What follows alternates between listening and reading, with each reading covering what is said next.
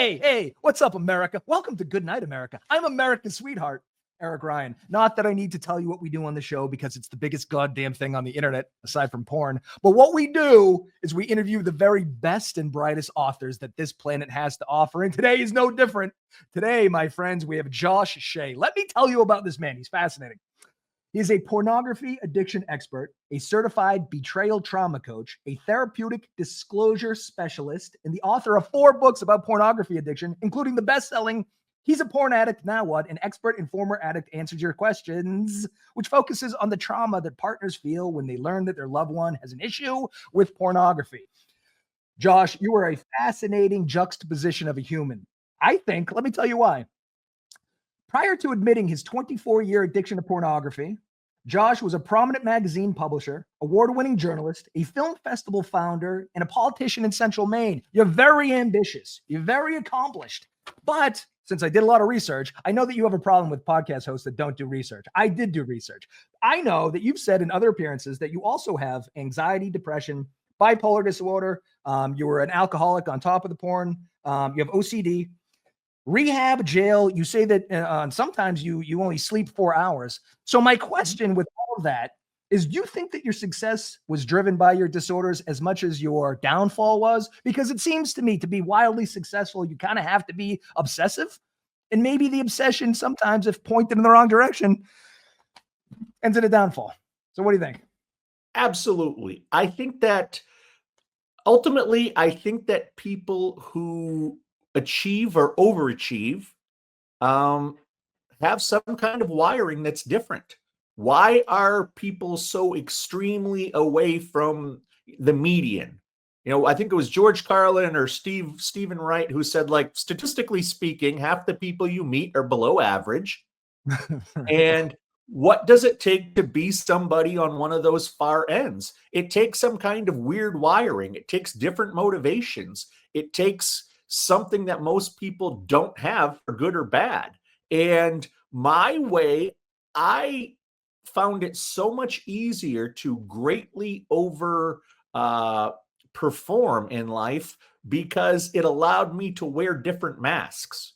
It was better for me to have 2, 3 full-time jobs, always be very active, because the toughest part of the day for me was after everybody went to sleep, when I'm by myself, sitting on the couch, watching TV, just being Josh. I can't be Mr. Magazine Publisher. I can't be Mr. City Councilman. I can't be Mr. Film Festival guy. It's just me, who I've always been, alone, sitting on the couch. And that was the guy I couldn't handle being. It was easy to be all the other guys because it was just an act. My imposter syndrome led me to believe it was all just an act. And that's how I managed it. But yeah, I think I needed to have the extreme trauma that I had when I was young. I think that the bipolar disorder, specifically the mania side of it, absolutely pushed me. And one of the things that I have learned, and one of the things that I now preach to my clients, is that ultimately, whatever your issue is, you have to figure out a way to make it your superpower. You have to, I've got bipolar disorder. So that means I can get very depressed, but it also means, like you said, I only need to sleep 4 or 5 hours a night. I have this untapped well of energy that I don't know where it comes from. My creativity process is outside of the box. I can think of weird little things quicker than most people. So how do I use that power for good and not evil? I was a journalist for so many years. I have no problem asking people very personal questions. I am very good at reading people and reading body language. And I can use that manipulatively. I did use that manipulatively for so many years. Now, can I sit here with my clients and use that same type of way that I would manipulate myself or others to get them to do the good things that they need to do, to get them to put this behind them, to get them to see that you're an addict and that sucks, but it makes you different. What is it? How do you tap into it? How do you turn it around? Because if you're going to have an addicted mindset, you're probably going to have an addicted mindset, and there's nothing you can do about it. So you might as well get addicted to something good. It's funny. I do think it's probably very important that an ex-addict is the one that's coaching addicts, because you have this line that you say in one of the books where it's something to the effect of trying to explain addiction to a non-addict is like trying to explain parenting to someone that doesn't have kids. That's something like that, right? Like, I love drinking. I fucking love it, but I only love it when it's fun. So I drank last night. I went to bar trivia. I have zero interest in drinking right now. Like, I'm not hungover, but there's a slight, like, I feel off. I'm like, so the idea of drinking disgusts me and I won't do it. But that doesn't stop, I think, most addicts. That's not a barrier, which you're right. That's just par for the course. So do you find it, do they relate to you more because you went through all of this? Are you able to guide them because you understand what they're going through? Yes. And do you think it's weird when people who don't try? Like, I think it's almost a prerequisite for your work to have been an addict. I get a lot of clients who say, I have been to a couple therapists and it just didn't work. It just didn't click. They knew the book stuff. They've clearly talked to people, but I couldn't connect with them. And with me, the guy you see on this podcast is the guy you're going to see in your session, is the guy you're going to see on TikTok. I don't have time to play a character anymore. I'm just me 24/7. If you don't like me, that's your fault, not mine. Or your problem, not mine. And most of these people, they show up. It's amazing doing my first session with a porn addict, whether it's a guy or a girl, and they show up looking like a deer in headlights if they've never talked about this before, scared to death. They've never even said to someone out loud, I look at porn, and I'm going to start asking them really tough questions. They're scared. But by the end of the session, they're usually chill and they're usually just hanging out because ultimately they realize I'm just like them.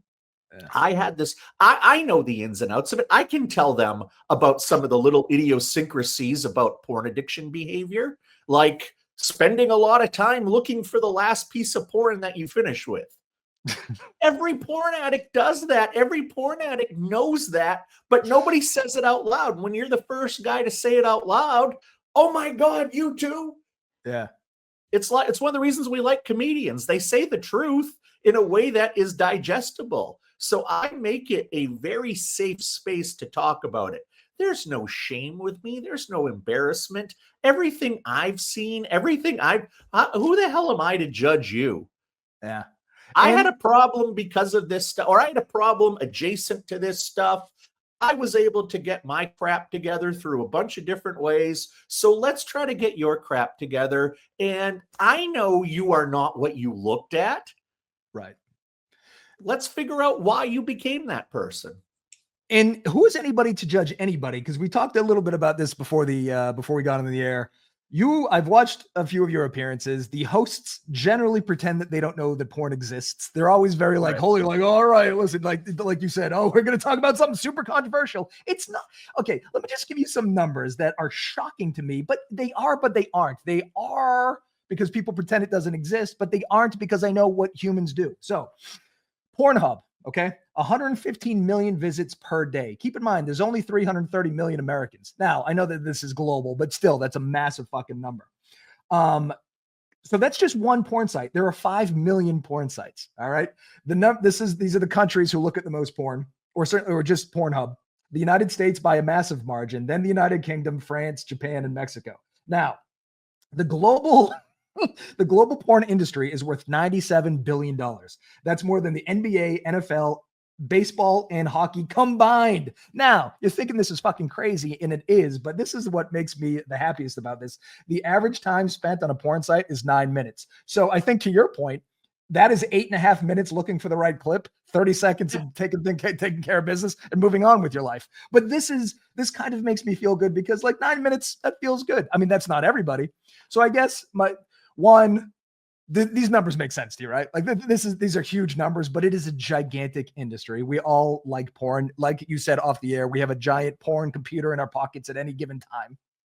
The orgasm is the height of the human experience. Humans are drawn to sexuality. And so it's like, I get it. But is this, so your clients, how much time? So the average is 9 minutes. How much time are your clients spending, would you say? What's the difference between an enthusiast and an addict? Well, first of all, keep in mind that these numbers come from Pornhub. Right. And 9 minutes, you can look 6 times a day, 9 minutes each time. Yeah, that's right. They didn't factor in quantity. My clients, be men or women, I would say on average, probably use about an hour to 2 hours a day. But Okay. that may be one long session, or that may be 3 shorter sessions. Cumulative. Yes, there are a lot of guys who will only go 20 minutes at a time, but they get their hour in, and then there are guys who will spend an hour, or girls who will spend an hour, and there's how they get their time in. But what you got to remember ultimately, though, is that addicts don't watch porn the way that regular people do. Okay. It's not about the sex. That's the one thing that's the toughest thing. When I work with betrayal trauma clients who are the partners, I gotta tell you, when you're an addict, it's not about the sex. What's actually funny is that the libido is lowered in an addict. All right. The addict is looking for the brain chemicals, because it happens. It's almost textbook how it happens. When you're young, 10, 11, 12, 13, something happens that causes trauma. Trauma is just unresolved pain. That's all it is. It's pain you don't know what to do with. If you're 12 years old, a lot of times you don't have the skills to handle trauma. So around this time frame, you discover pornography. And pornography, you put together, hey, naked people plus touching myself, this feels good. Now, every other 12-year-old is figuring this out at the same time, but it does something different to your brain. It makes the bad disappear. It's not just about getting off. It makes the bad disappear. The problem with this is that becomes the coping skill. So if I'm 14 years old, why do I have to learn anxiety management skills? Why do I have to learn stress management skills? Why do I have to learn to deal with the world on the world's terms when I have pornography? Pornography creates a chemical storm in my head. When a pornography addict uses, they get 4 times the normal dopamine, 4 times the normal oxytocin, serotonin. You're only getting 1.5 times the normal amount when you go to the gym. You're only getting double the normal amount when you have sex with your partner. So you are getting 4 times these chemicals. This is getting high. This is getting intoxicated. So I'll tell you, one of the things that almost all of my clients tell me, especially the long-time users, I don't even care what I look at anymore. I don't even care what's on the screen.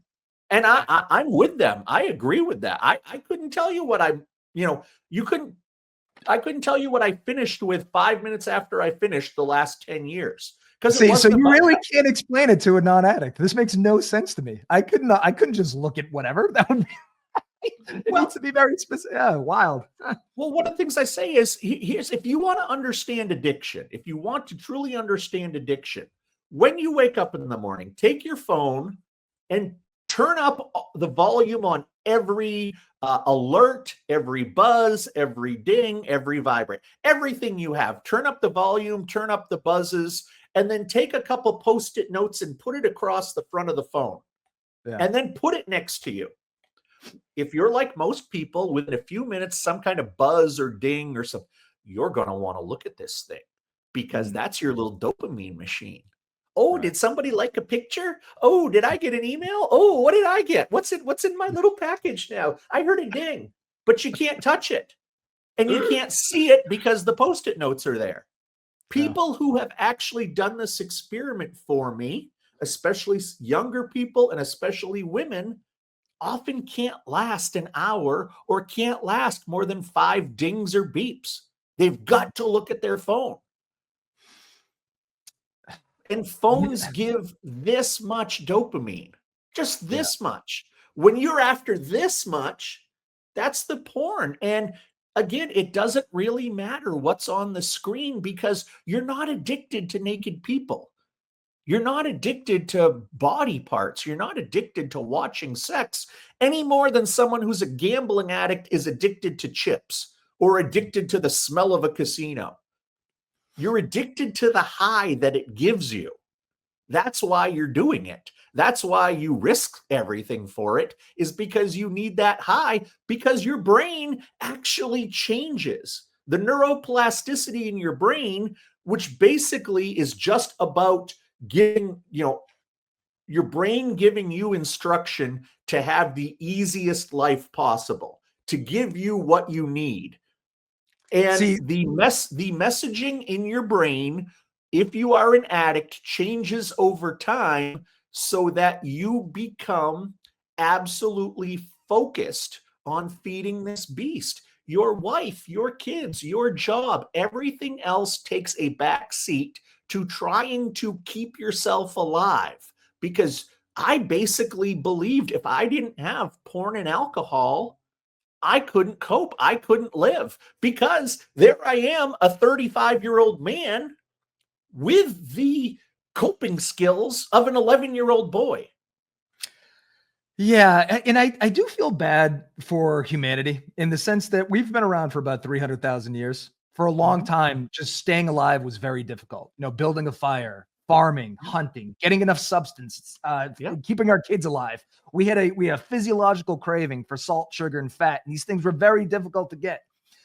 In the past 100 to 150 years, abundance is like a new thing so now we're surrounded by salt, sugar, fat, by dopamine hits, by pornography. I say all the time about music.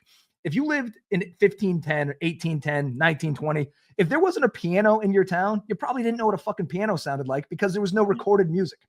You probably liked music. You probably would like a piano, but you have no idea. As soon as recorded music became a thing, we got to hear everything. And, humans are into that kind of shit. Now, to your point about how conservative humans used to be, if you went to a beach in 1925, everyone's covered up. In our pocket are fantasies beyond our wildest imaginations. And we're not talking about 300,000 years worth of fantasies because, again, we couldn't even conceptualize this shit. So I just think, I don't want to forgive humans entirely because, we're obsessive beings that are into self-destruction. But God damn it, we're the first few generations with Twinkies. We're the first few generations with pornography. We're the first few generations of internet and video games and television.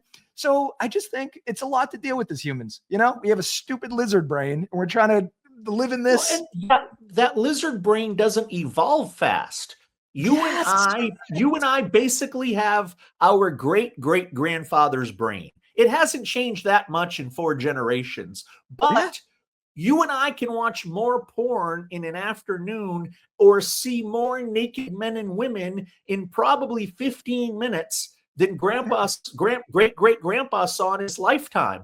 And then we can do it again this afternoon. And then we can do it again this evening. And we can do it all again this morning or tomorrow morning. So taking great-great-grandpa's brain, which had never been exposed for hundreds of generations to this stuff, and here I am with basically the same brain, yet I can watch almost any erotic, pornographic thing imaginable out there. Mm-hmm.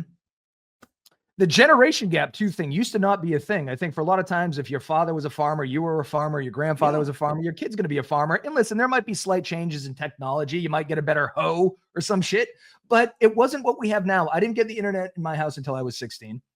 I probably didn't figure out that there was porn on it until the next day. So there was a weird 24 hours. That afternoon. Yeah. But my kids have grown up, like the iPad is raising them. I don't think necessarily that they're on porn now. It could be. I'm not looking. I mean, listen, it's a kid's version of the thing. But the generation gap. So not only do we have our stupid grandfather's brains, but some of us, we're Gen Xy. This thing didn't come until we were, kind of fully formed humans. Now, moving forward, every generation of human will be brought into this digital world that's very good in some cases. But then to your point, if you can spell what man, goat, and sex, you can watch a man fucking a goat.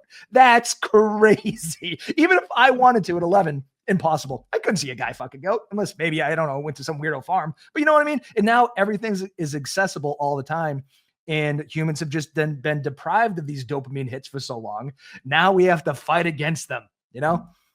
Or it ruins our lives. So in terms of, okay, I'm going to make an analogy here. In terms of fandom, there are some fandoms that are accepted and there's some fandoms that are super weird. If you're a middle-aged dude and you go to a football game and you paint your face, I mean, it's a little weird, but it's still kind of on the cusp of normal. But if you hear your friend goes to Comic-Cons and they dress up like fucking, Wolverine, like you're pushing the edges of odd fandom. Now, we all stare at our screens constantly. For 25 years, the Patriots were my North Star in life. They made me feel good. They won all the time. It was my favorite sport. We had the best player in my favorite sport. We were the best team. Now, all I have is hope. I don't give a shit about college football, but I've watched so much draft coverage because all I want is the Patriots to be good again. So if you were to replace how much draft content that I've consumed with porn, you'd be like, you have a fucking problem. But watching somebody, talk about how good some running back at Ohio State, that's sort of normal. Whereas I think I'm still getting some sort of dopamine hit. It's certainly not looking at porn. I mean, I have the hope that someday he'll raise the Lombardi for my New England Patriots. But, that seems to be an odd schism too. We're all staring at our screens, but some things are okay to look at. And some things will ruin your fucking life. And I just think it's conceptually bizarre that we're physically doing the same thing, but what we're putting in our brains, not only from a societal point of view is bad or good, but probably from our brain chemistry is bad or good. Maybe the overindulgence of dopamine with pornography is really fucking up our wiring. And it seems to be the case. Do you think it is? You can literally go on to Google and you can look at the brains of addicts, people who are addicted to whatever substance, whatever behavior. The porn addict's brain looks closer to a cocaine addict's brain than any other. That's wild. It causes brain damage. It causes brain damage because it's a disease. Most people are like, porn addiction's not a disease. Yes, addiction is a disease because addiction changes the chemistry of your brain. And if it happens to be pornography that is your addiction of choice, it literally is causing you brain damage. I know you may be enjoying it every moment of the time you're using it until you recognize it's a problem. But just because it feels good doesn't mean it's a problem. Doesn't mean it's not a problem. It's amazing how many things that feel great aren't good for you. It is why. This is why I'm starting to think, I've been agnostic most of my life, but I'm starting to think there might be a creator, and he's a shithead. Because I mean? Like you go to Five Guys, the burgers, to eat a Five Guys burger is going to taste amazing, and it's just going to be the best thing in the world. And then to work off those calories is next to fucking impossible. Everything that we enjoy, like I said, I love drinking. Porn's great. Those are bad for me. So it's almost as if there's a creator and everything has this sort of this poison pill thing, and it kind of sucks. I'll tell you, Eric, you can take my alcohol. You can take my porn. But if you take my caffeine, we will throw hands, my friend. You are an extremist. I like that about you. Okay, let me ask you about this. So he's a porn addict. Now what? An expert and a former addict answers your questions. Some of the stuff too, you're a betrayal coach. So I would imagine in most cases it's the man that's addicted to porn and his wife or girlfriend is the one that feels betrayed. Is that largely correct? That is the setup I'm seeing more and more of. When it comes to addicts, probably now I see 15 to 20% women and the rest are men. When it comes to betrayal, it's probably more like 95% women and 5% men. So there are a few crossovers, but when I'm dealing with betrayed partners, it's almost always women. I just think there's a stigma for most men to seek help because they feel betrayed by their wife. Right. Yeah, that's going to be a while before those numbers even out. I mean, just in terms of women, I don't think women consume as much porn. What's the number? You said it somewhere. I mean, their numbers are rising. Right. Well, right now, 91.5% of men with access to the internet look at porn at least once a month. Nothing about addiction, just access porn once a month. 9 out of 10 men. For women, the number is 60.2%. Oh, who climbing. look and access porn once a month. Again, not addicted, but Just normal that's, behavior. you are far more rare if you are not looking at porn at least once a month online. It's almost like, how do you avoid it? Like, and what is porn and what isn't porn? I mean, it's very, You don't avoid it. You get educated to it. Mm. We all have bleach under our sink. How is it that we don't drink it? How is it we get through life not drinking it? You can find bleach at the hardware store. You can find bleach at the drugstore. You can find bleach at the Yeah. grocery store. You can find bleach at the laundromat. Yet we don't have an epidemic of people ODing on shots of bleach. It's That's just simple education. right. Yeah. It's not as fun either. So the betrayal piece with the women, do they equate it to cheating? Is that it's a very Most do, yes. And I actually understand that, because what the thing is, most guys want, I'm not cheating. Well, no, you are not screwing another person. That's correct. You're not doing that. We're not going to pretend you're doing that. However, you have to look at the word cheat. What does it mean? It means to break the rules. If you are playing cards and you hide 4 aces up your sleeve and you pull them out at the right time, that's cheating.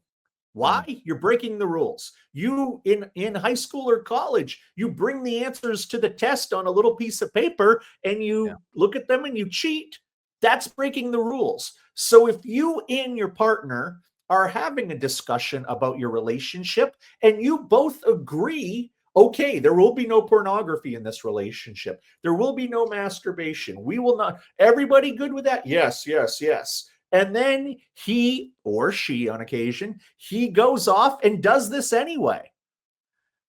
And so then you've got this woman who finds out, oh my God, he's lied. That's breaking a rule.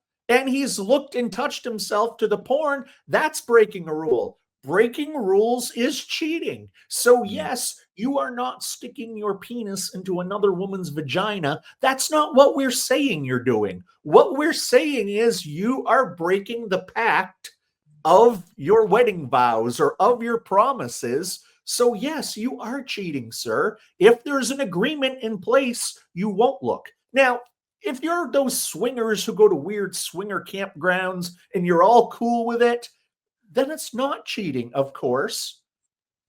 But if you're not willing to tell if you can't tell your partner what you're doing, odds are you shouldn't be doing it. Yeah. That's why I've adopted a don't ask, don't tell policy. This is probably an obvious answer. So back to the addiction thing is so interesting with porn because it's not, I think with addiction, we tend to think substances. There needs to be a third party substance that's coming into play. Coke, crack, meth, booze, something. Here, it's not. It's just there's not a third party substance that then fills your brain with dopamine. It's just the screen, which is, I think, conceptually interesting.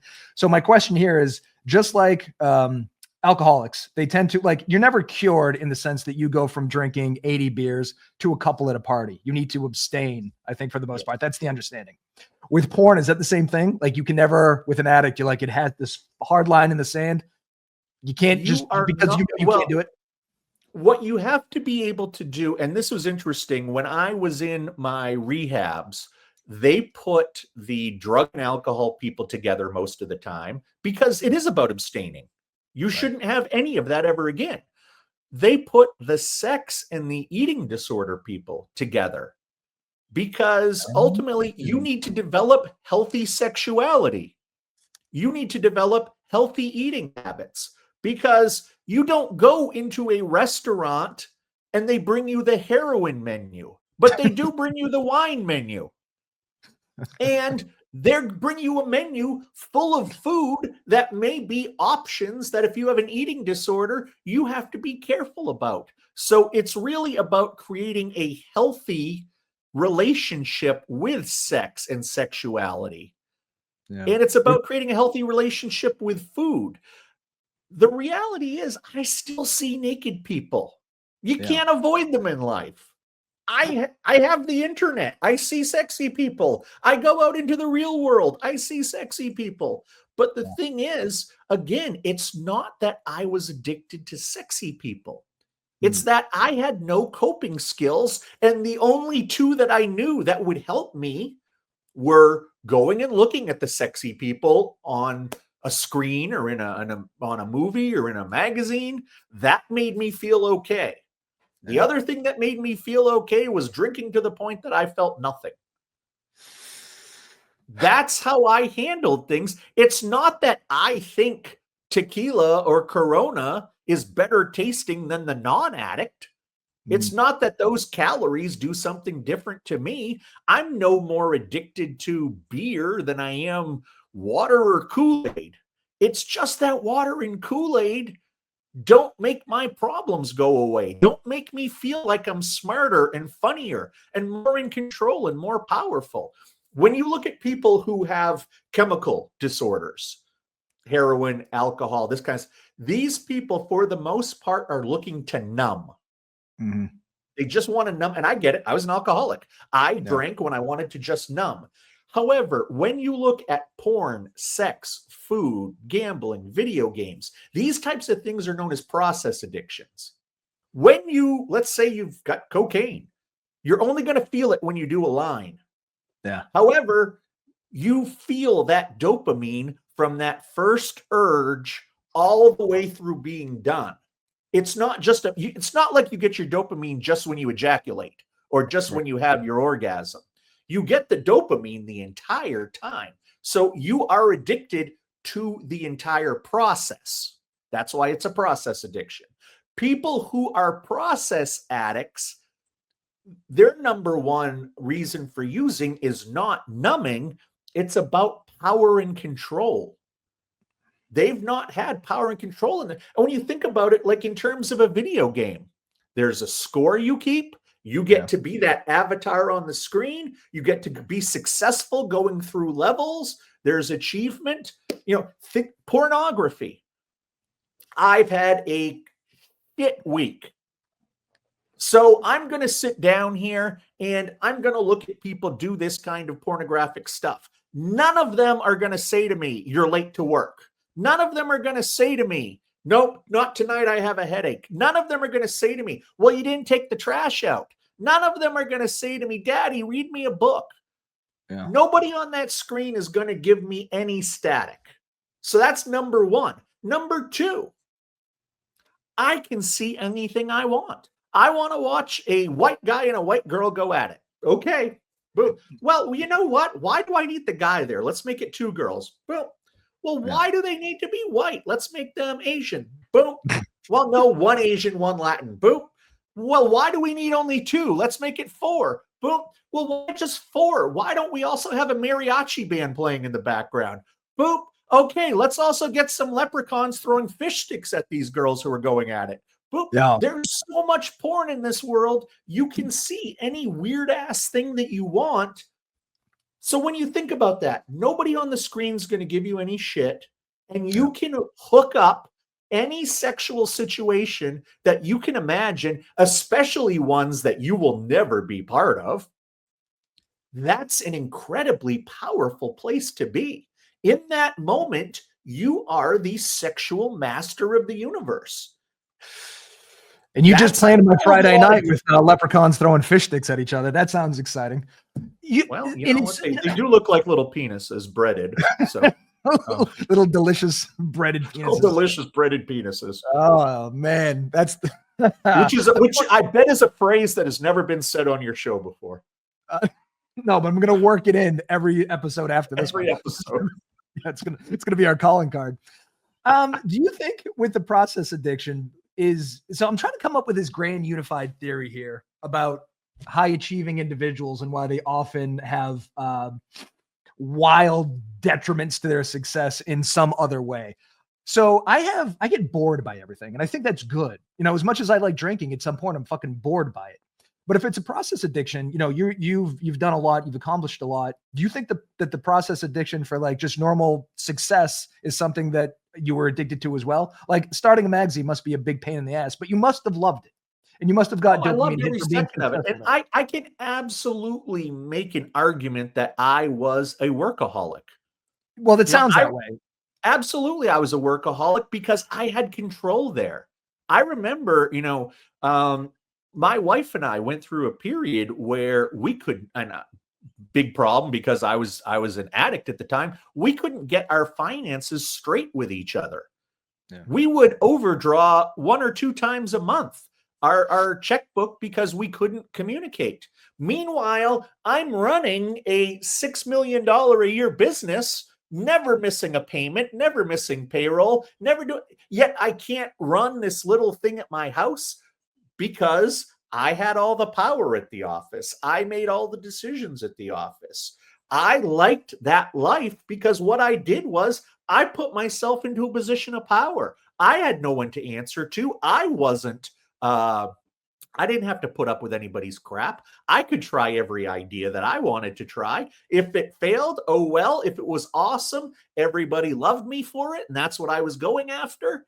And it was a way of distracting. I feel like in a lot of ways, looking back now, I understand that it was like, okay, look at all the awesome stuff Josh is doing over here. Everybody looking over here. Everybody, okay, here's Josh doing all his bad stuff. Here's Josh doing all his bad. Look, oh no, don't look down. Look up here. Look up here. Josh is awesome. And here I am really being the real person down here.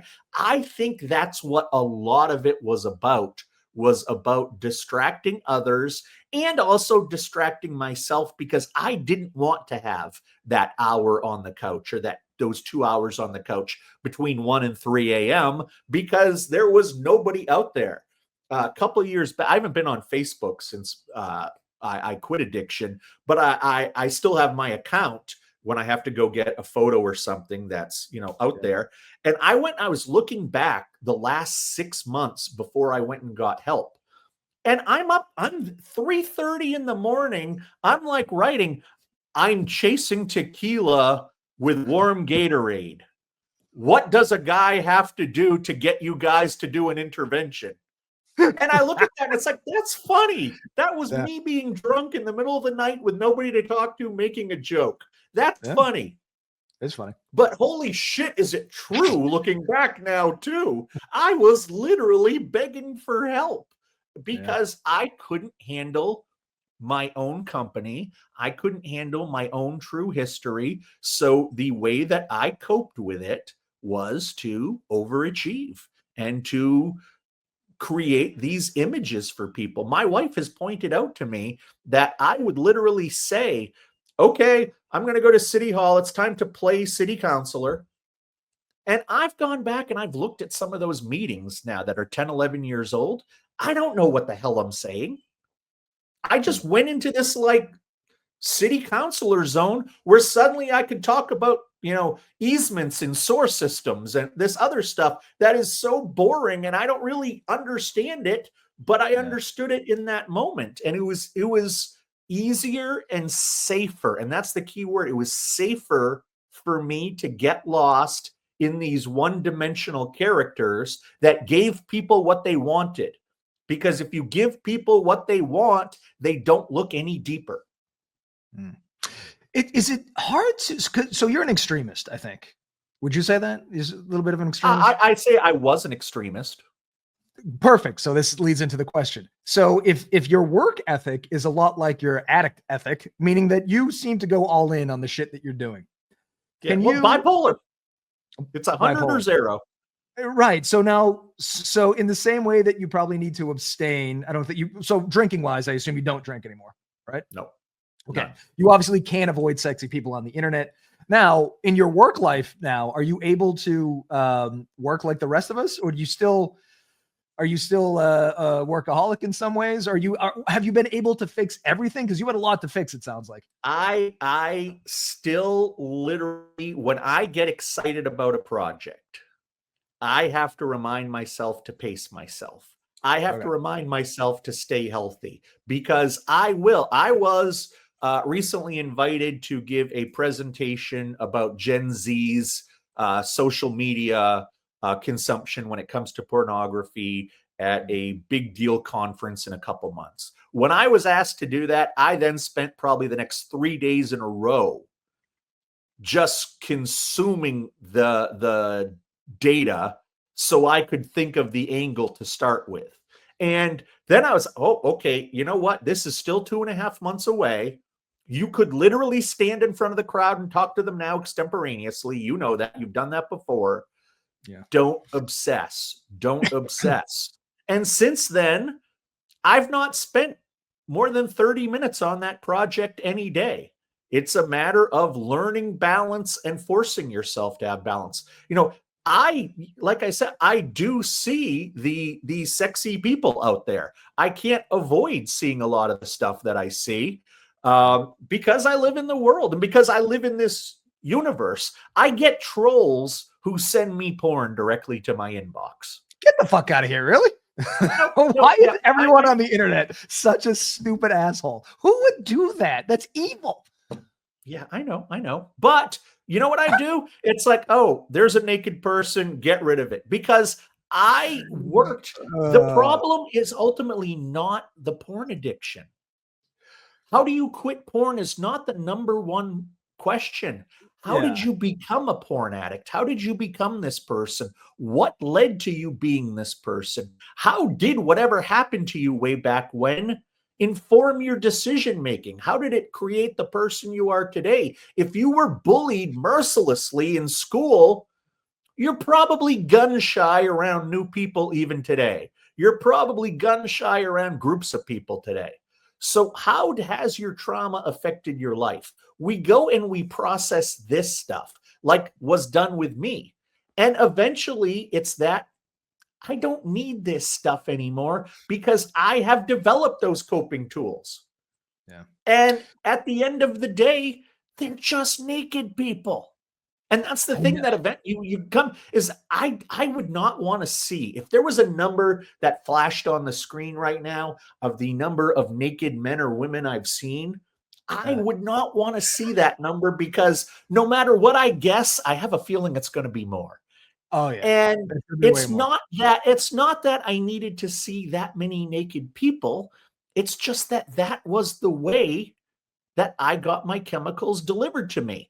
And now I don't need those chemicals to cope with the world. So when I see a naked person, if there's a quick scene in a movie, or if I'm at the beach, and I was in Hawaii recently, and it's like a state law that you have to show your ass in your bathing suit, I think.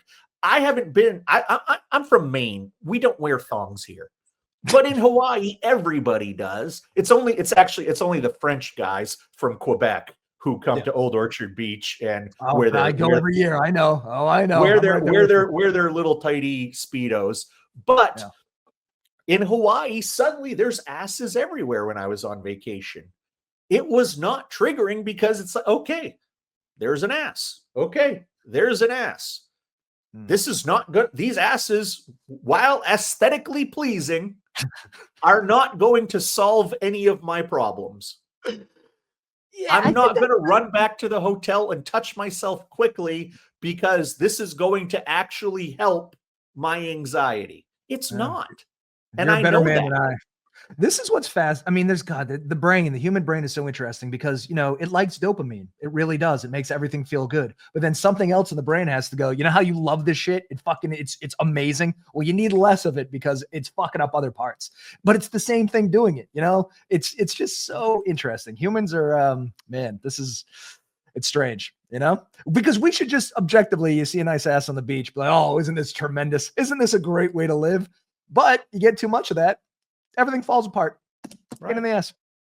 Right. And then what happens is that I'm very grateful, even though I was an addict for 24 years, I never got to this point because a lot of guys do, is where they become impotent. They get erectile dysfunction. They've watched so much porn. I mean, there is a thing now known as porn-induced erectile dysfunction. Oh boy. They flooded the engine.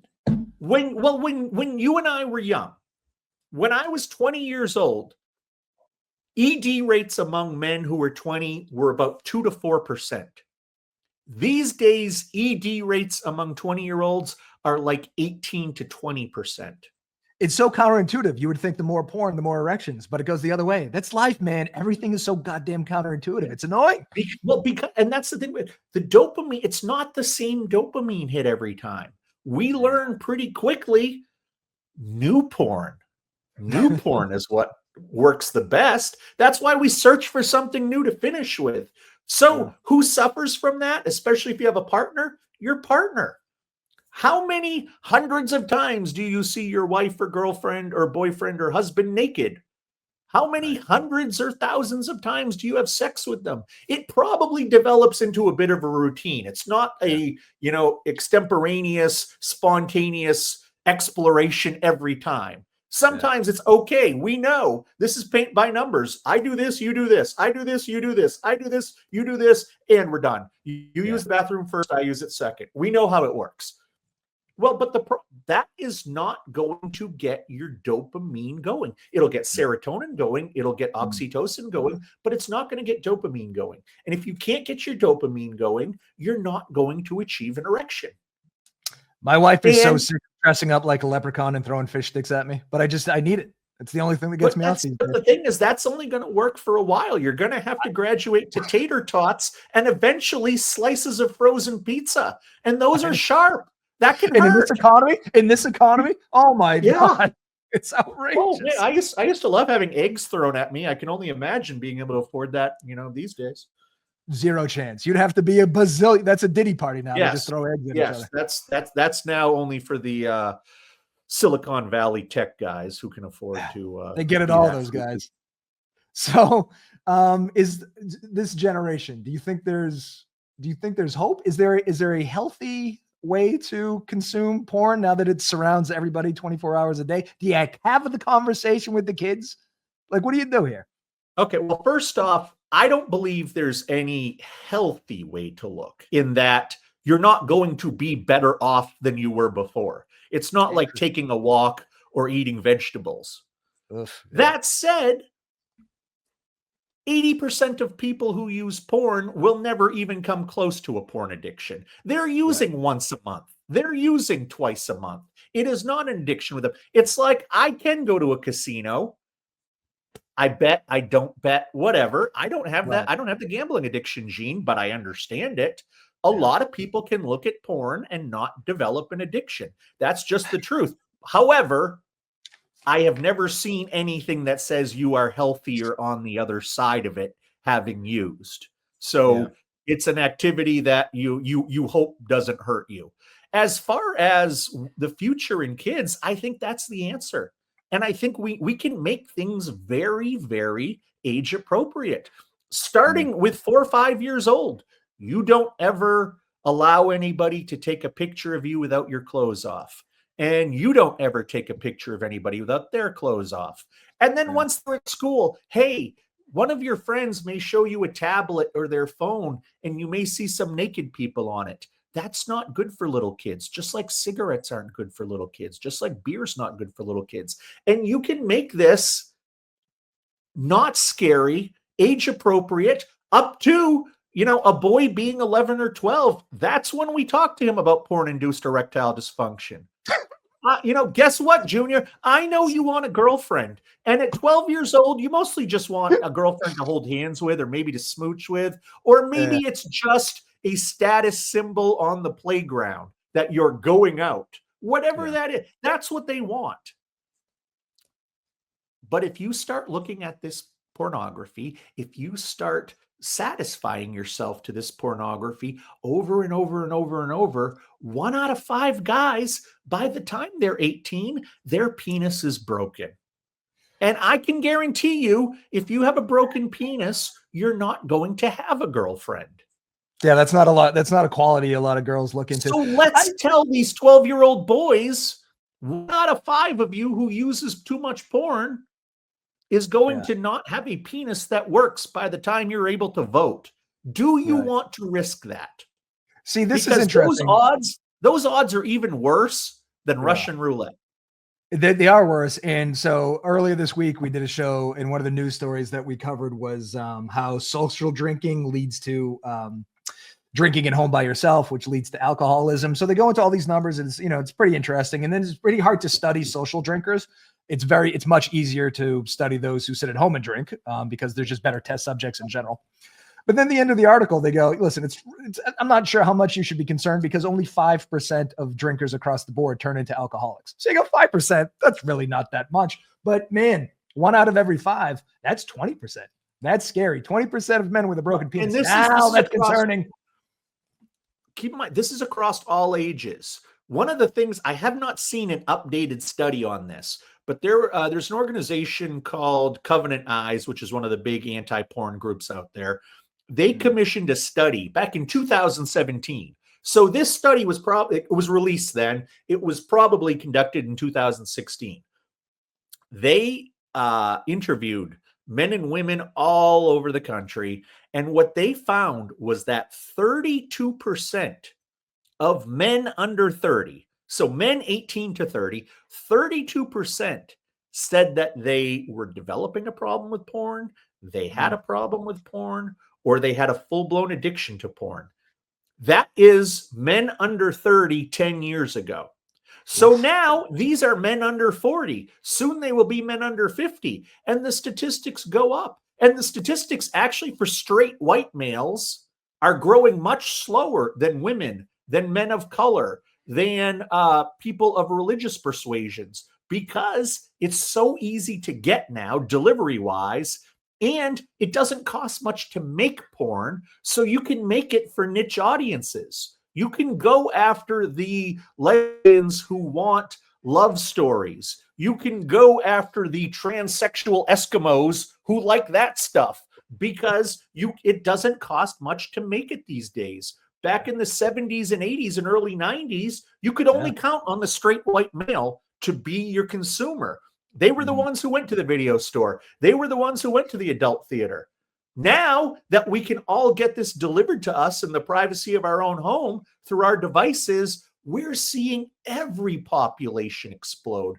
I think that eventually women will have the same pornographic addiction rates as men. I absolutely believe that. This is my canary in the coal mine with this subject. So, like we said, other hosts that I've seen you be a guest on their shows, they pretend that porn doesn't exist. Obviously, with 115 million people a day going to Pornhub, one of 5 million porn websites, those are lies. The popularization of women porn. So I have friends, female friends, who always post the smut novel they're reading, like on Facebook and shit. Like, if you're reading a smut novel, that's porn literature. It just is, because you could read anything else. But this is, fairy men who ride dragons, fucking loyal werewolves. So it's almost like, if that's what you're into, and this is a weird thing, I think, from the woman's perspective, is that these are impossible scenarios. At least if I'm watching porn, maybe it's vaguely attainable, and I don't even know if there's any value in that. But if they expect us to be werewolves and ride in on a dragon and fuck some forest fairies, that's an impossibility. So that's concerning, I think, the proliferation of porn literature and it being like they're putting it out there, whereas men are pretending that we're not looking at it. But that leads to why I also tell people I don't know that this is porn addiction as much as it's sexually stimulating media addiction. That could be. Because really, if you're masturbating to women in bikinis, right, is that porn? Well, that's the question. Well, it doesn't really matter if it's porn, if it's doing the same thing.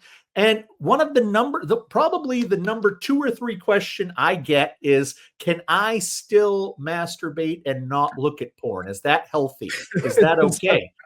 And the answer is no, because ultimately your eyes are not addicted to porn. Your brain is. Your eyes see imagery. Your brain processes it. When it comes to, you taste something, your tongue tastes it. Your brain decides whether it tastes good or not. Yeah. We process our senses in our brain. So if you quit, if you've been, looking at porn for 20 years and then you quit, you have a Hall of Fame library sort of thing. Bank. Yeah. Exactly. Right. And here's the thing, for anybody who's listening right now, you can try this with me. You can't not think about porn when you're masturbating, or not think about sexuality when you're masturbating. And I can prove this right now. Close your eyes.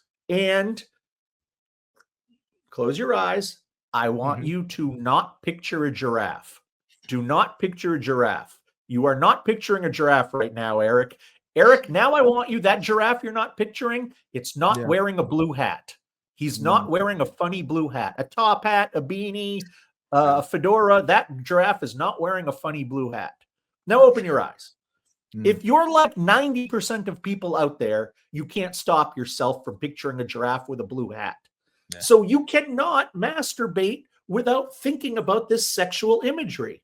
You know what's fucked up is I'm going to masturbate to that giraffe later. Still processing the sexual imagery. That's the problem. It's not that you see it. It's that your brain sees it. Your brain processes it. So whether you're reading smut or whether you are listening to Barry White or whatever it is you're doing, if it's provoking sexual thoughts and sexual imagery, it's causing the chemical reaction. Yeah. And that's the ultimate problem. That's why, I do get women who are like, well, he doesn't look anymore. He just masturbates. And it's like, okay, maybe you find that socially more acceptable within the confines of your marriage. But when it comes to the health issue of addiction, there's nothing going on with him that's okay. Just because he's not looking doesn't mean he still isn't suffering from the addiction. Because he's creating the same reaction in his brain. And that's ultimately the problem, not the size of the boobs he's looking at. All this technology was supposed to solve problems. All it's done is made a lot more problems. It's crazy. But we don't have to deal with a phone book. We don't have to go to a travel agent. Technology is just as good as it is bad. It's just how you use it in your hands. Nice. That was a nice pun. In your hands. All right, listen. The amount of times I tell people it's hard to quit, and I'm like, wow, that's not the word to choose. Yeah, he said hard. That's again. not the word to choose. It's difficult to quit. Okay, let's do this because we're on the hour. This was I learned a lot. I got to think about that giraffe later and take care of business. But I'm generally concerned about my. Well, we'll see. So do me a favor. Can you tell people where to get more of you? I assume it's that Corn Coach, but more of you. Where to get the books? Just if they want more Josh Shea, where do they go? Yeah, well, like it says on the screen, thatcorncoach.com is my website. You can find everything you need there. I am That Corn Coach across all of the socials. TikTok is my big one, but I'm on everywhere else. If you go to thatcorncoach.com, just click on my link tree and you will get access to my Amazon books, access to all the socials, access to other information. So yeah, that's thatcorncoach.com is where you can find me. Beautiful. And I don't want to make light of the subject, but I will say, I don't think this problem is going to go away. So you find yourself a nice little niche here, it's not like, that's absolutely my biggest problem is still getting people to admit it. That'll come in time though, I think. Yeah, absolutely. No, I know I am not, I am not Best Buy. I am not Circuit City. I am not at risk of going out of business anytime soon. You can't order my product or service through Amazon. And Chat GPT is just not going to relate to you on a human level when it comes to this. No, I feel pretty okay. No, I think you'll be okay for a long, long time. All right, listen, I'm going to, Josh, do me a favor. I'm going to sign off the broadcast, but stick around in the green room so we can talk more about porn, if you don't mind. Sure. Or whatever. It doesn't have to be porn. It's going to be porn though. All right. Hey, listen, thank you for tuning in. I'll be back on Monday. I think we're discussing the problems with a male-centric medical system in the United States. So exactly like porn. Have a lovely weekend. Don't you look at porn though. Don't do it.